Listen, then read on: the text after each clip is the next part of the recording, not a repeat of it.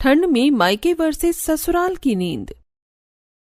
माँ, मैंने रसोई समेटकर रात के बर्तन धो दिए हैं और रसोई में पोंछा भी लगा दिया है।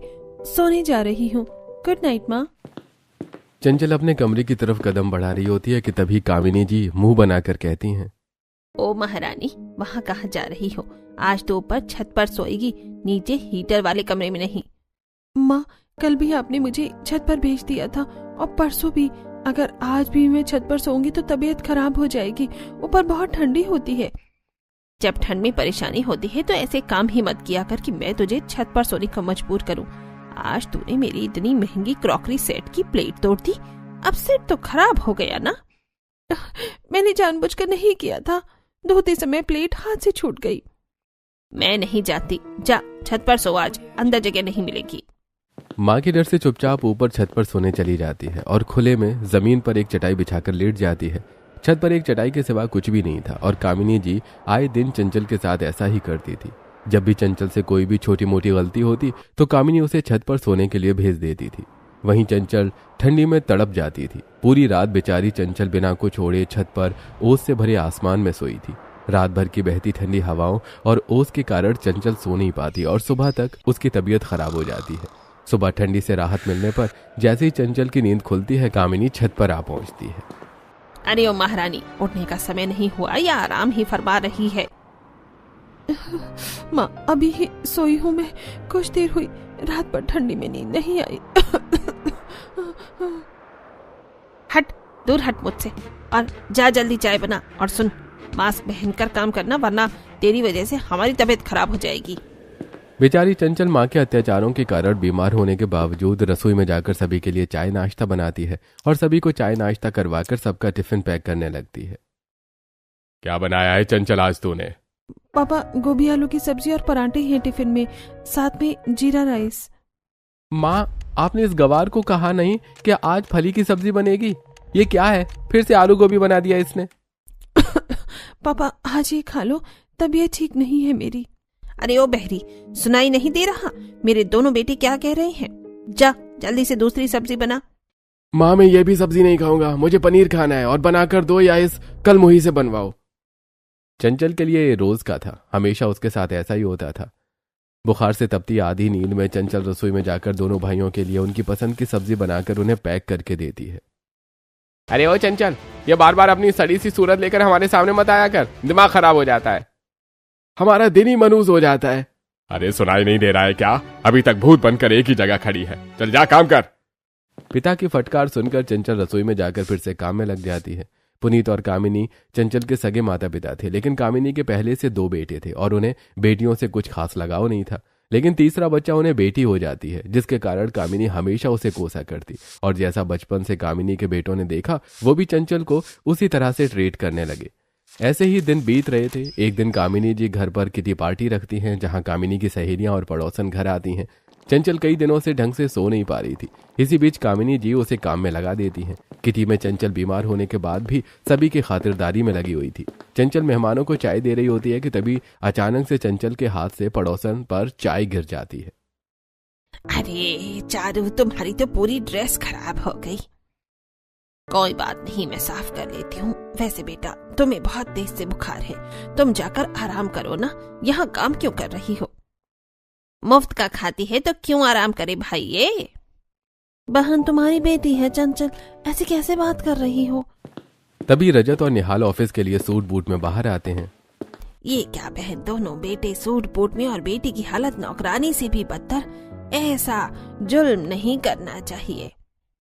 मैंने आप लोगों को यहाँ पार्टी के लिए बुलाया था, जजमेंट देने के लिए नहीं। और बेटियों को जितना दबा कर रखा जाए उतना ही अच्छा है।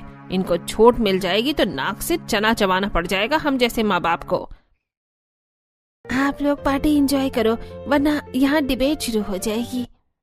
फिर सारी सहेलियां हंसने लगती हैं। पड़ोसियों और सहेलियों को कामिनी का चंचल के प्रति यह व्यवहार बिल्कुल भी पसंद नहीं आता, लेकिन वो कुछ कह भी नहीं पाती हैं। वहीं चंचल के हाथ से आज पड़ोसन के ऊपर चाय गिर गई थी, जिसके कारण कामिनी फिर से चंचल को छत पर ठंड में सोने भेज देती है और बेचारी चंचल ठंड से अकड़ जाती है।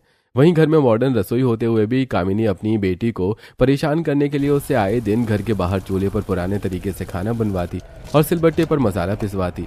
ऐसे ही एक दिन जब चंचल घर के बाहर चूल्हे पर खाना बना रही थी, तभी एक महिला कार से वहां गुजरती है और जब वो एक अमीर घर के सामने एक गरीब लड़की को ऐसे चूल्हे पर खाना बनाते देखती है तो कंफ्यूज हो जाती है। अरे ये बच्ची कितनी सुंदर है, लेकिन ये यहाँ ऐसे खाना क्यों बना रही है? या ये इस घर में काम करती है या यहाँ की बेटी है? अरे जो भी हो, तुम्हें क्या करना, चलो।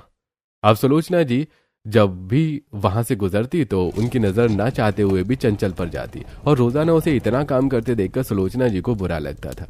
जब वो चंचल के बारे में पता करती हैं तो उन्हें पता चलता है कि चंचल तो उस घर की बेटी है। अजी उस दिन आपने वो मासूम सी बच्ची देखी थी, कितनी प्यारी और मेहनती है वो। मैं रोज वहां से आते जाते समय उसे देखती हूँ और मैंने उसके बारे में पता भी किया। बहुत सुलझी, समझदार और शांत बच्ची है। हमारा घर अच्छे से संभाल लेगी। मेरे ख्याल से वो हमारे बेटे के लिए परफेक्ट रहेगी। ये बात सुनकर घर में सभी कुछ पल के लिए मौन हो जाते हैं। माँ, ऐसे आप किसी भी लड़की को कैसे पसंद कर सकती हो? हाँ माँ, और वो लड़की तो कितना गरीब जैसे रहती है। काव्या और नव्या, अगर माँ ने किसी को मेरे लिए पसंद किया है तो वो अच्छी ही होगी। मुझे पूरा भरोसा है माँ की पसंद पर। थैंक्स बेटा। ठीक है, हमें भी कोई दिक्कत नहीं है। जिसके बाद सुलोचना जी बात आगे बढ़ाती हैं और कामिनी चंचल के रिश्ते के बारे में सुनते ही हाँ बोल देती है। जिसके बाद दोनों परिवार आपस में मिलते हैं और सुलोचना जी के घर वालों को वाकई चंचल भा जाती है, लेकिन कामिनी जी चंचल की राय पूछे बिना ही उसकी शादी तय कर देती हैं, जिससे चंचल बहुत दुखी हो जाती है। माँ, आपने मेरी शादी ऐसे ही तय कर दी, मुझसे पूछा तक नहीं कि शादी करनी भी है या नहीं, लड़का पसंद भी है या नहीं। मैं तेरी माँ हूँ, मुझे अच्छा बुरा तुझसे ज्यादा पता है। और इतना अमीर परिवार है, लड़का भी सुंदर है और कामकाजी है, तो इसमें नापसंद जैसा कुछ है भी तो नहीं। और कब तक तुझे घर पर बिठा कर रखेंगे? आज नहीं तो कल शादी करनी ही है। जब इतना अच्छा रिश्ता सामने से आया है तो क्यों ही मना करें उसे। पापा की बात सुनकर आगे चंचल की हिम्मत नहीं होती कि वो कुछ कहे और कुछ ही दिनों बाद बड़े ही धूमधाम से चंचल की शादी होती है और चंचल विदा होकर अपने ससुराल आ जाती है। चंचल कई दिनों से ढंग से सोई नहीं थी, जिसके कारण उसके आंखों के नीचे गहरे डार्क सर्कल थे और गृह प्रवेश के समय वो काफी थकी और नींद में नजर आ रही थी। माँ देखो, हमारी प्यारी भाभी आ गई, जल्दी से गृह प्रवेश तो कर दो। भाभी कितनी सुंदर है, मुझे नहीं लगा था कि हमारे घर में इतनी प्यारी भाभी आएंगी, लेकिन भाभी बहुत थकी सी लग रही है। अरे बेटा, शादी ब्याह में तो थकान हो ही जाती है, और बेटी जब विदा होती है तो वो पीढ़ा बयान करना बड़ा मुश्किल है।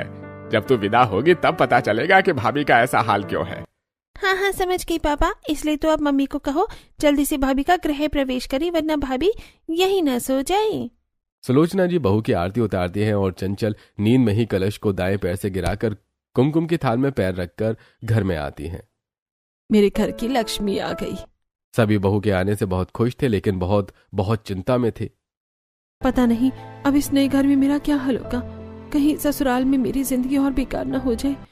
सुलोचना जी, नव्या, काव्या, बहू को कमरे में लेकर जाओ। बहू शादी की थकान से कुछ ज्यादा थक गई है, उसे आराम की जरूरत है। ठीक है पापा। जिसके बाद दोनों नंदे अपनी भाभी को एक पुराने से कमरे में ले जाती हैं, जिसकी दीवार की पुत्तियां पूरी तरह से उखड़ी हुई थीं। पूरे कमरे में पानी का एक मटका, लोहे की खाट और एक डिम लाइट थी और ढेर सारे जाले लगे थे। ये देखकर चंचल हैरान हो जाती है। ये मेरा कमरा है?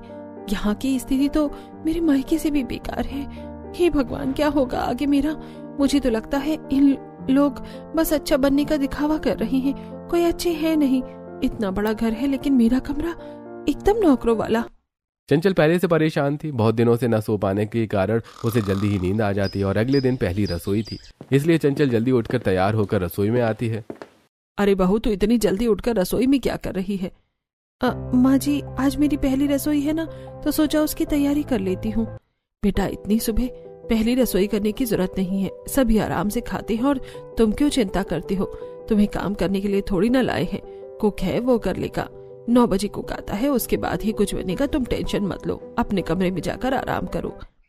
कमरे का नाम सुनते ही चंचल फिर से मन ही मन उदास हो जाती है। बात तो ऐसी कर रही है जैसे मेरी बहुत फिक्र है, और ऐसा कमरा दे दिया जो मेरे मायके से भी बेकार है, नींद भी नहीं आ रही उसमें। अब क्या कहूँ माँ जी से? चंचल चुपचाप जाकर करण के बगल में उसी लोहे की खाट पर फिर से लेट जाती है और 9 बजे हॉल में आती है। अब तक कुक आ जाया करता था, पता नहीं क्यों अब तक कुक नहीं आया है। माँ जी, क्या पता आज कुक ना आए, मैं बना लेती हूँ। ठीक है बहू। हमारी प्यारी भाभी किचन में अकेले काम नहीं करेंगी। चलो नव्या, भाभी की मदद कर देते हैं। हाँ दीदी चलो। फिर दोनों नंदे रसोई में चंचल की पहली रसोई में मदद करती हैं। उसे सब्जी, दाल, चावल हर चीज की तैयारी करके देती हैं। चंचल को केवल बनाना था। शायद ये लोग सच में अच्छे हैं, वरना आज तक मेरे मायके में मेरी माँ ने कभी ऐसे मेरी मदद नहीं की। और ये तो ससुराल की ननंद है, फिर भी मेरी छोटी बहन की तरह हाथ बढ़ाकर मेरी मदद कर रही है। चंचल को बड़ा अच्छा फील आता है। थोड़ी देर बाद चंचल पहली रसोई का सारा खाना बनाकर टेबल पर सजा देती है। बहू क्या बनाया है? बहुत अच्छी खुशबू आ रही है। माँ जी, छोले पूरी, भटूरे, पनीर पराठा, पनीर टिक्का, दाल तड़का, मटर पुलाव, साथ में मिर्च का अचार, पापड़ और खीर।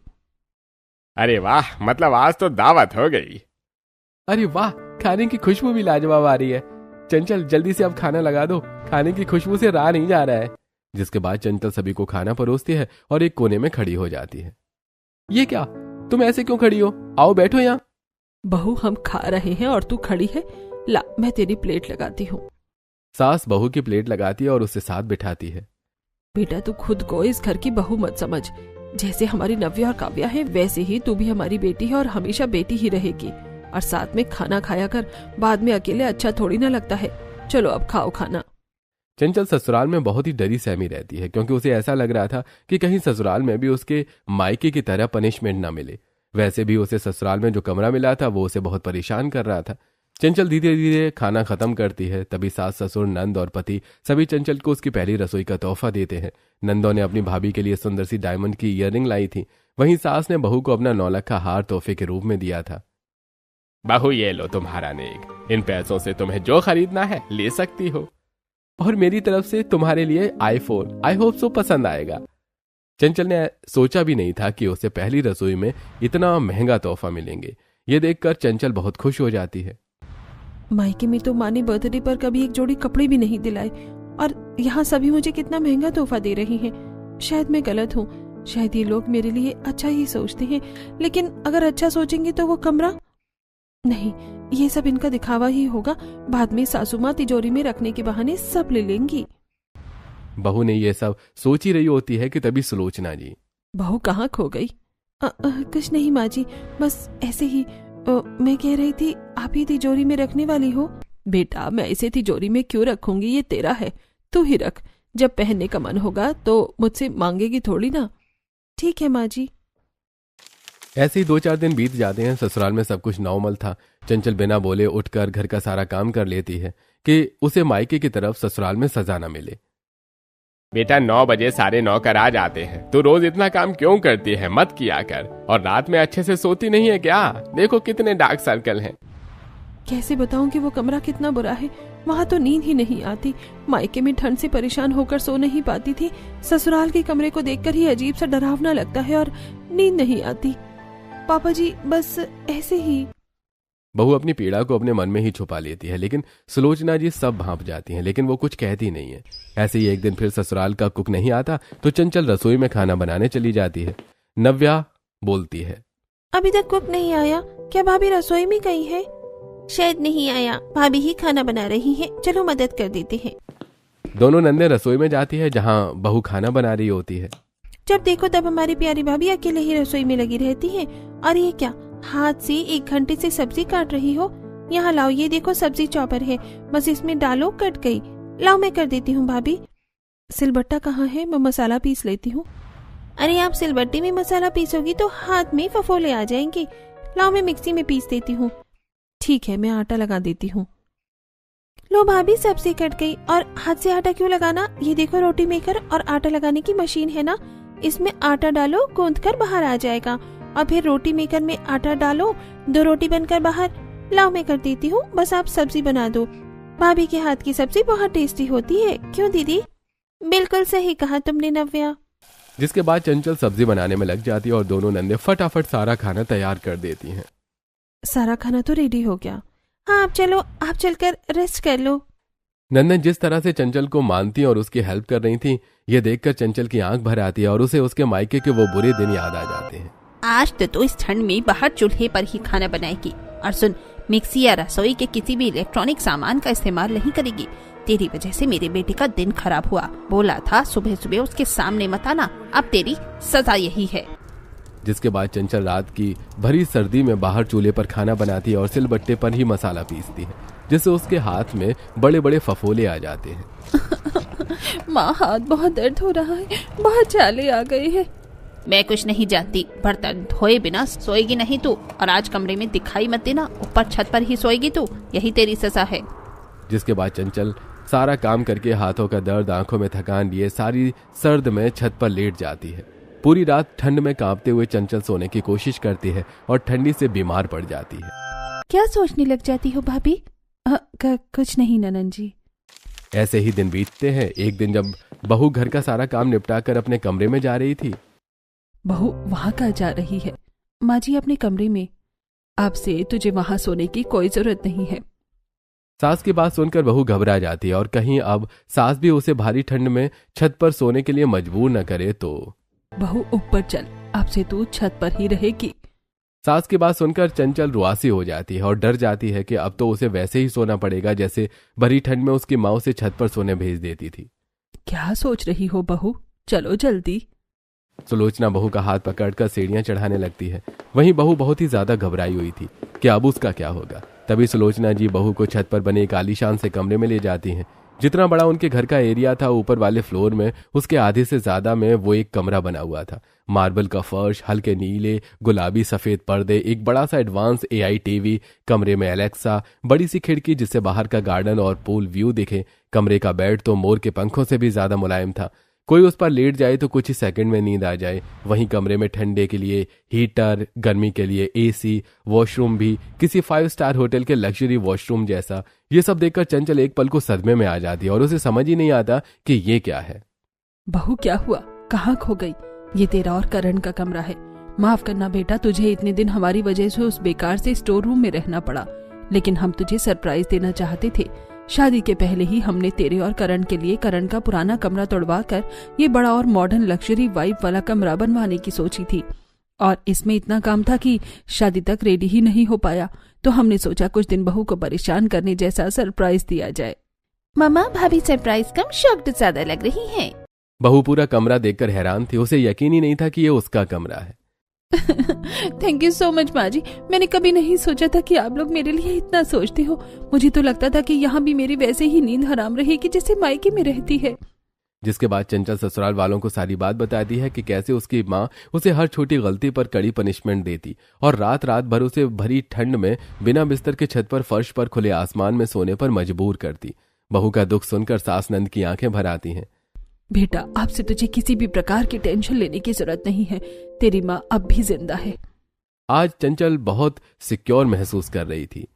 भाभी, अब आप आराम से अपने इस लग्जरी कमरे में चिल करो। Take a sleep. हमें अपनी प्यारी भाभी की आंखों के नीचे डार्क सर्कल्स बिल्कुल भी पसंद नहीं है। जिसके बाद चंचल अपने कमरे में सो जाती है और सुबह से शाम कब हो जाती है उसे पता ही नहीं चलता। ओह शिट, मैं इतनी देर से सो रही हूँ, पता ही नहीं। उठ गई हमारी प्रिंसेस। अजी माफ करना, कैसे नींद लग गई पता ही नहीं चला। अभी तो बहुत काम पेंडिंग होगा। कोई बात नहीं, तुम आराम करो और काम की टेंशन मत लो। नौकर है ना, मैंने तुम्हारे लिए स्नैक्स मंगवा दिए हैं, वो खा लो और फ्रेश हो जाओ।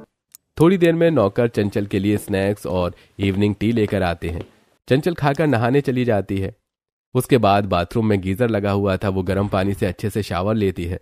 बहुत दिन बाद आज अच्छे से चंचल की नींद पूरी हुई थी और उसे बहुत अच्छा फील हो रहा था। ये कमरा तो एकदम परियों जैसा कमरा है। ऐसा लगता है कि मैं इस घर की क्वीन विक्टोरिया हूँ। इतनी सारी फैसिलिटीज हैं इस कमरे में। बहू नहाकर तैयार हो जाती है कि तभी दोनों नंद कमरे में आती हैं। भाभी, इतने दिन हो गए, आप अभी भी ये इतना भारी भरकम साड़ी पहनते हो। चलो आज हम आपको शॉपिंग करवाते हैं। जिसके बाद दोनों नंदे और करण चंचल को शॉपिंग ले जाते हैं, जहां चंचल को वो ढेर सारी मॉडर्न इंडो वेस्टर्न सुंदर सुंदर ड्रेसेस दिलाते हैं। साथ में बहू के लिए अच्छे ब्रांडेड मेकअप प्रोडक्ट भी खरीदते हैं। और जब बाहर जाने लगते हैं तो भैया, एक चीज तो हम भूल गए। देखो भाभी की आंखों के नीचे कितने डार्क सर्कल्स हैं। इस मॉल में एक बहुत अच्छी शॉप है जहाँ डार्क सर्कल को हटाने की क्रीम मिलती है। रिजल्ट भी 7 दिन के अंदर आ जाता है। अरे फिर लेके आते हैं, फिर फूड जंक्शन जाकर कुछ बढ़िया सा खाएंगे।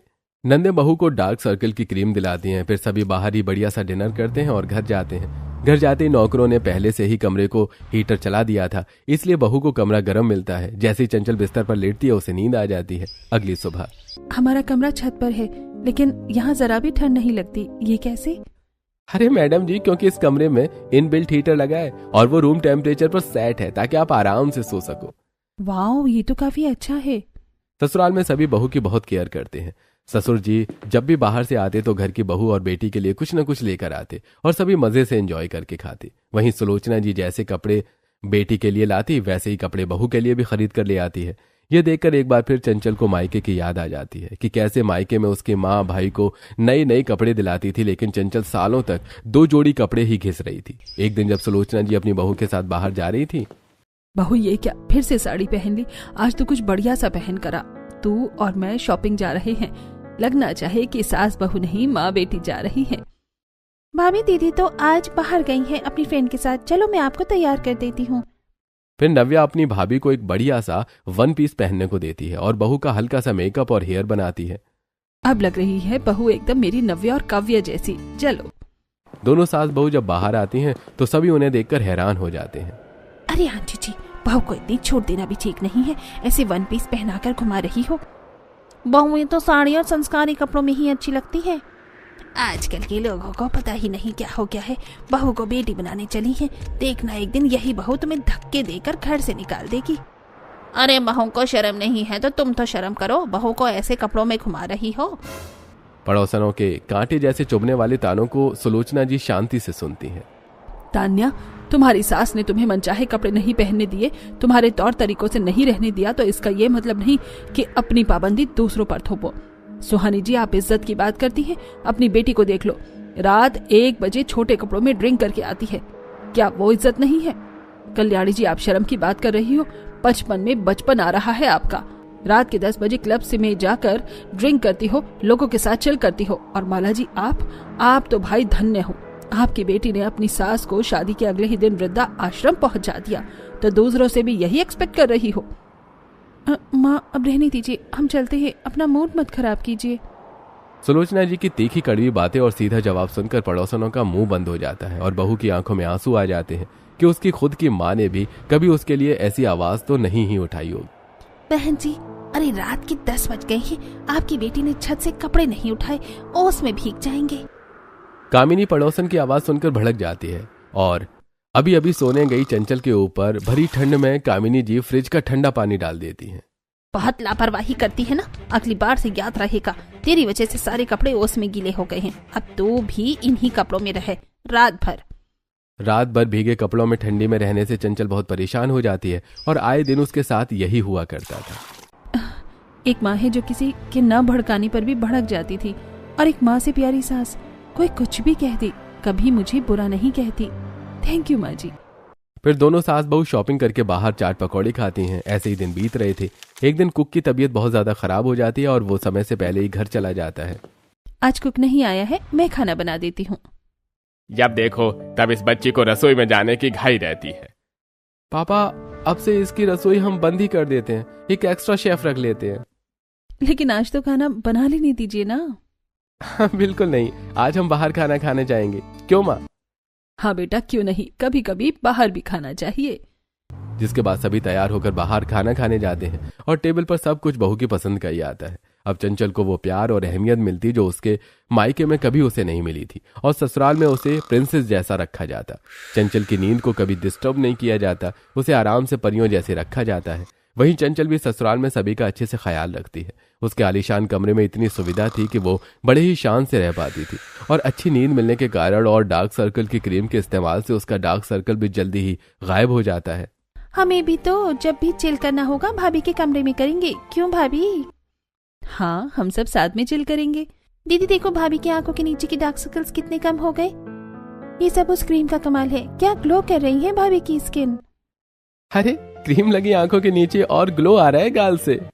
करण की फ्लर्टी लाइन सुनकर चंचल ब्लश करने लगती है। अब चंचल को ससुराल में सुकून भरी नींद और प्यार दोनों मिलता है, जो उसे अपने मायके में कभी नहीं मिला था।